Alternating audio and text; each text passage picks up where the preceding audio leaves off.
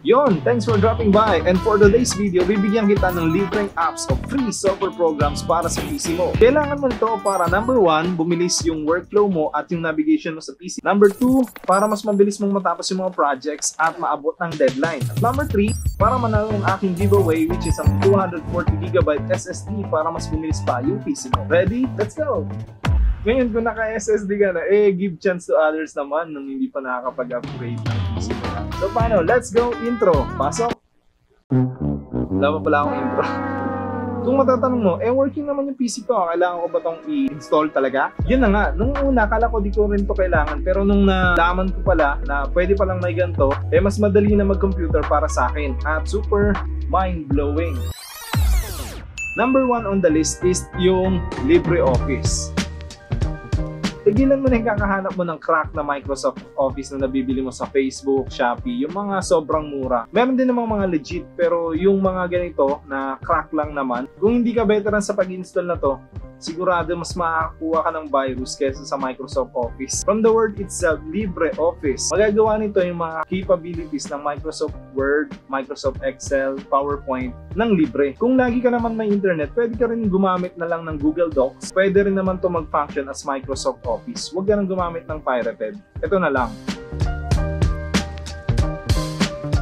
Libre at yung Google Docs. Pwedeng-pwede to kasi halos kapareha lang naman talaga niya eh. It's a matter of using it in a while at makakabisado mo na rin siya. Ito yung the best alternative para dito. Number 2, WiseCare 365. Ano yan? Minsan na-experience mo, di ba? Parang kakabukas mo lang ng PC mo tapos working pa siya kahapon pero ngayon ang bagal na niya. Hindi mo kailangan ihampas ang keyboard at yung mouse para bumilis siya dahil never mangyayari yun. Ang gawin mo, i-download mo tong WiseCare 365. Yung sa phone mo, di ba meron dyan cleaner? Meron din ganyan sa PC. Ito yung marirecommend ko na free version. Ang ginagawa niya, dinidelete niya yung temporary files, media cache, dump files, at kung ano-ano pa na nagpapabagal sa PC mo na naiipon kalaunan.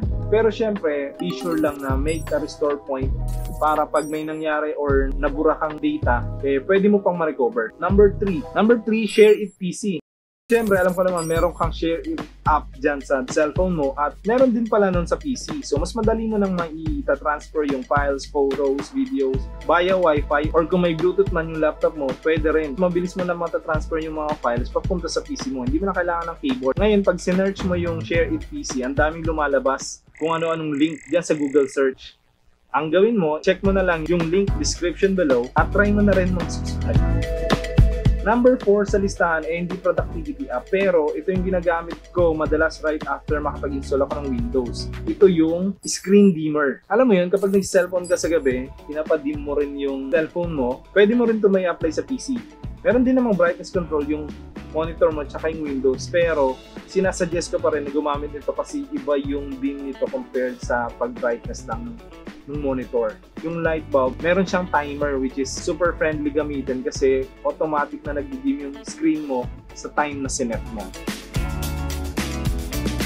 Importante to lalo na kung babad ka sa screen maghapon or magdamag. Kahit naka-anti-radiation glasses na ako, ginagamit ko pa rin yung screen dimmer kasi talagang makakatulong to para hindi agad mapagod yung mata mo sa kakabasa. Number 5, download mo tong Everything. Naranasan mo mawalan ng file tapos gusto mong hanapin pero nung nag-type ka doon sa find, sa search ng File Explorer sobrang bagal niya mag-index. So itong Everything, sobrang useful nito kasi ito yung ginagamit ko sa paghanap ng mga files, lalo na yung mga folder na lagi kong ginagamit.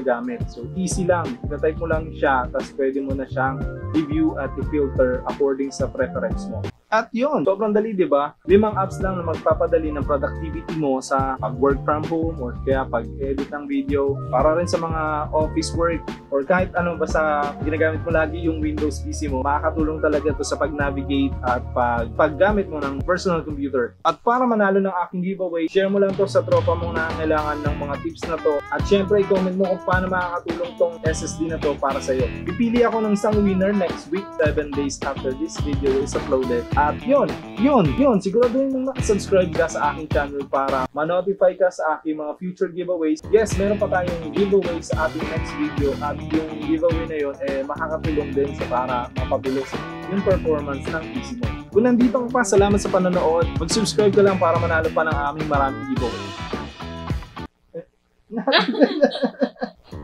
Nagawa mo na. Yun, kung nandito pa, salamat sa panonood at huwag kalimutan mag-subscribe sa aming channel. Marami pa tayong giveaway na ipamimigay at syempre pa, ring that bell button para updated ka sa aming next video. Yes, thank you! Bye! Magawa mo.